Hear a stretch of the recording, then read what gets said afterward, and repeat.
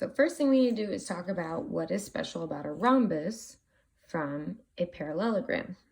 Okay, so we still have parallel sides.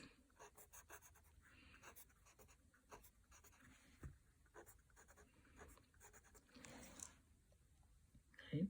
What is new is that all sides are congruent.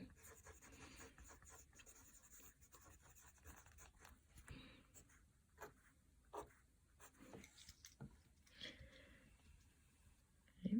What is the same is that opposite angles are congruent.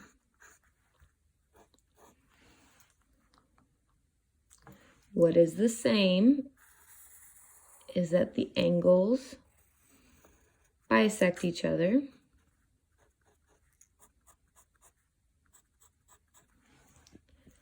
What is new is that the diagonals are perpendicular.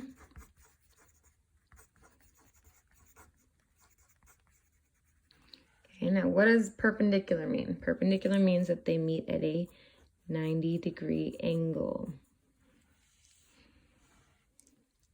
And then the last thing that is new is that the diagonals bisect each angle.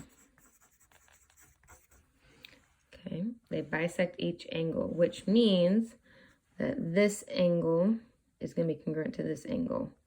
Okay, that angle is congruent to that angle, and so forth. Okay. So let's try number 2. Now you'll see I label each time I do a problem so that you know what shape you're doing. Now on any worksheet, it will do the same thing. It'll tell you what shape you're working with. You need to know the properties.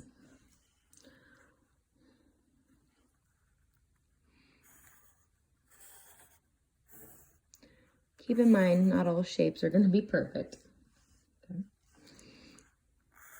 Or any, for that matter.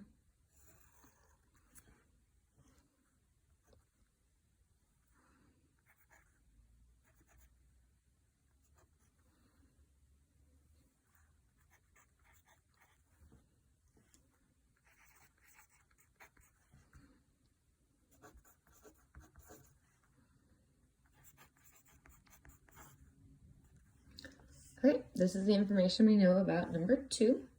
We are finding the measure of angle 1, 2, 3, and 4. And we are only solving for letter A. Okay, so again, doesn't matter which way you want to start, how you want to start. I typically work myself outside in. So we have our information about the outside. Now we only know 3 parts, but what we do know, the new information, is that all sides are congruent. Okay, well, if all sides are congruent to each other, technically I only need 2 of these pieces of information to solve for A, because if they're all congruent to each other, I can simply set them equal to each other. So it doesn't matter which 2 you want to pick. Let's go ahead.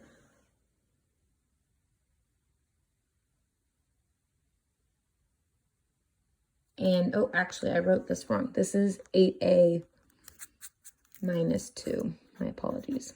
Again, this should be 8A minus 2. Okay, so go ahead and set these.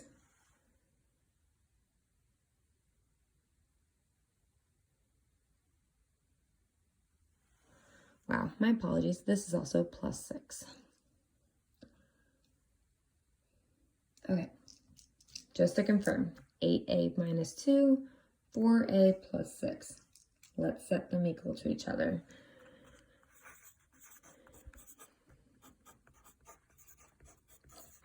Okay, first I'm going to subtract my 4A over,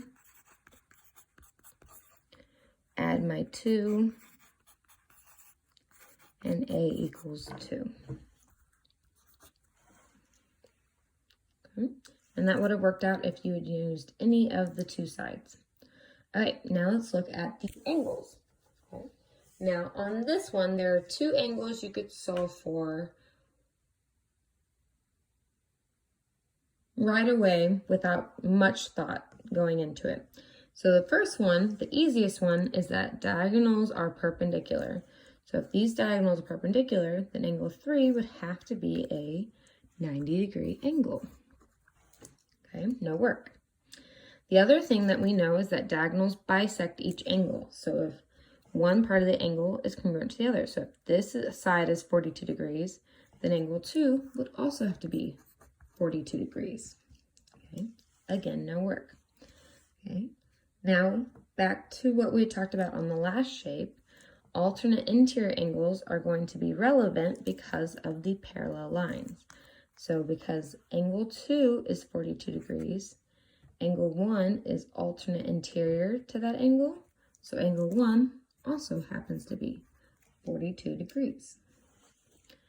Okay, now last but not least, angle 4 will have to be solved for, but we know 2 and 3, so 180 minus 42 minus 90 gives us a value of 48. So angle 4 is 48 degrees.